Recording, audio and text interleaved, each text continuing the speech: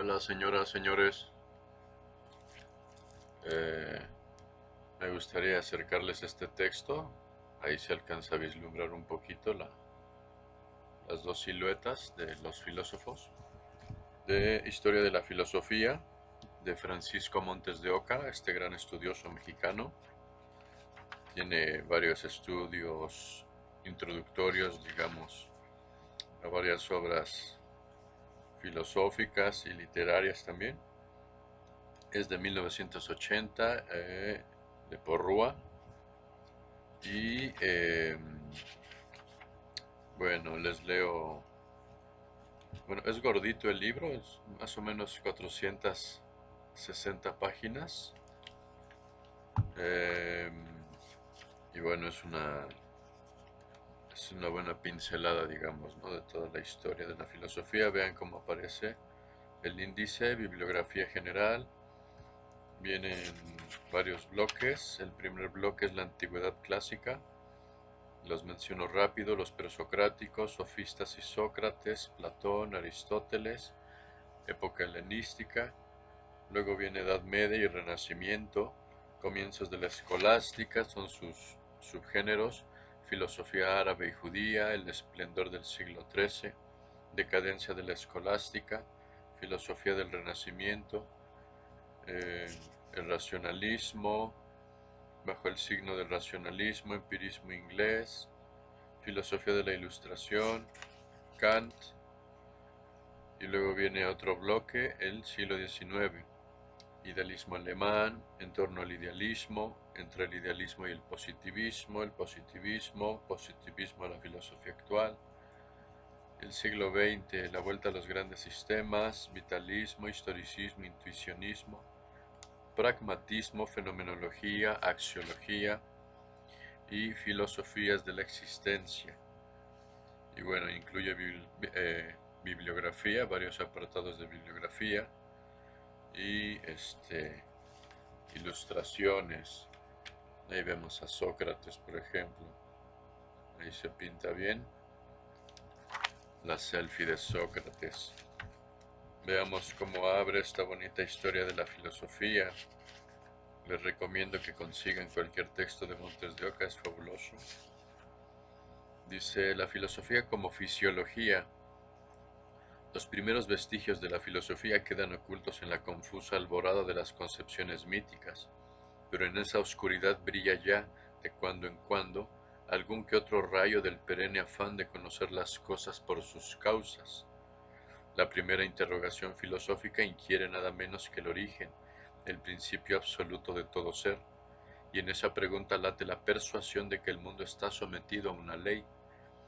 La respuesta nos vino de Jonia, sede del siglo VIII al VI a.C., de la primera civilización griega de la ciudad, y la primera que suscita, antes que Atenas, los intereses, valores y problemas que en algún sentido, hasta los métodos que caracterizan al pensamiento occidental. Las ciudades jonias conocieron en aquella época una gran prosperidad económica, acompañada de una curiosidad activa y utilitaria por la técnica. En aquellas tierras, en abierto contacto con las grandes culturas del Asia Menor y de Egipto, en las zonas de fricción de religiones rivales, en el punto de intersección de la navegación y el comercio, hubo quienes se entregaron a la ciencia y a la filosofía, en un tiempo en que en la metrópoli, Atenas, que con tan ilustres representantes en esos campos había de contar siglos más tarde, no se había dejado sentir aún el acicate de adentrarse por los vastos dominios del conocimiento científico.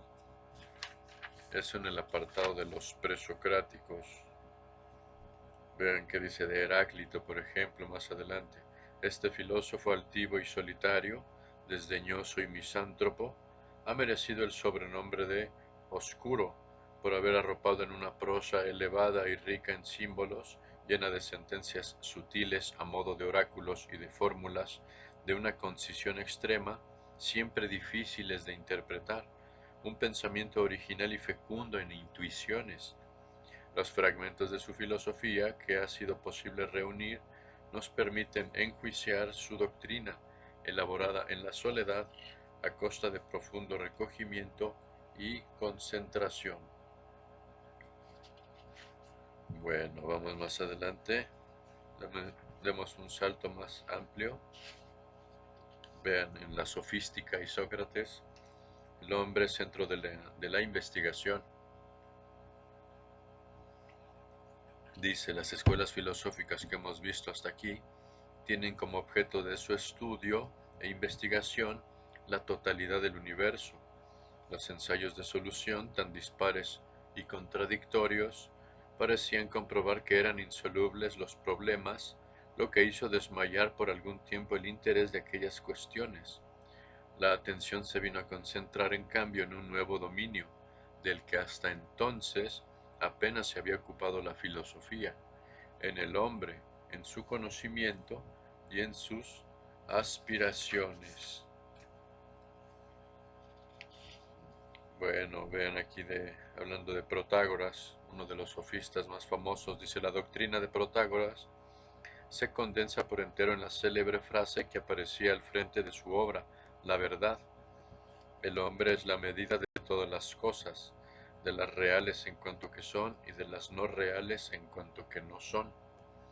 Fórmula que comenta Platón en su Teetetes en los siguientes términos: según Protágoras, las cosas son para mí tal cual me parecen. El mismo viento soplando para dos hombres es frío para el que siente frío y no lo es para el que no lo siente. Las cosas son para cada uno de nosotros tal cual las sentimos. Bueno, es muy interesante realmente, como les digo, leer a Montes de Oca. Vean de Aristóteles lo que dice, un comentario. Aristóteles es, en la antigüedad, el tipo perfecto de filósofo e investigador que extendió su nunca saciada curiosidad intelectual a las más diversas ramas del saber. Así como las obras de Platón bullen de vida inquieta y son clara expresión de su lucha personal con los problemas, las de su discípulo parecen impersonales y un tanto apagadas. Aristóteles les concedió menor importancia a la enseñanza escrita que a la oral. Buena parte de los escritos que han desafiado los siglos para llegar hasta nosotros son conjuntos de notas de clase, de ningún modo destinados a la publicación. Sus obras de juventud, a las que debió su fama en los primeros siglos y en las que empleó la forma dialogada, se han perdido casi por completo. Bueno, leamos algo más para cerrar. Nos quedan algunos segundos.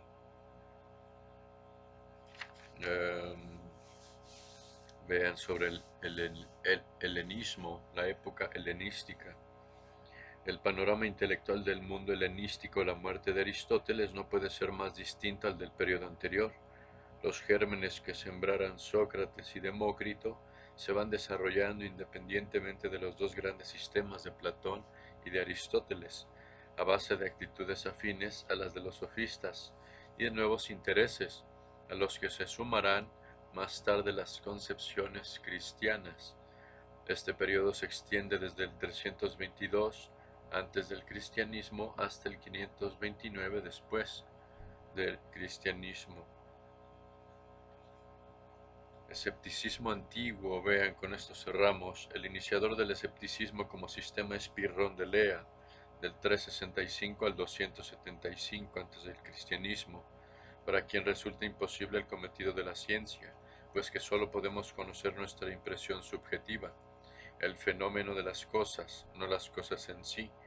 Por otra parte, no nos sirve de mucho el razonamiento, porque se pueden sostener ideas opuestas sobre las cosas con argumentos igualmente válidos.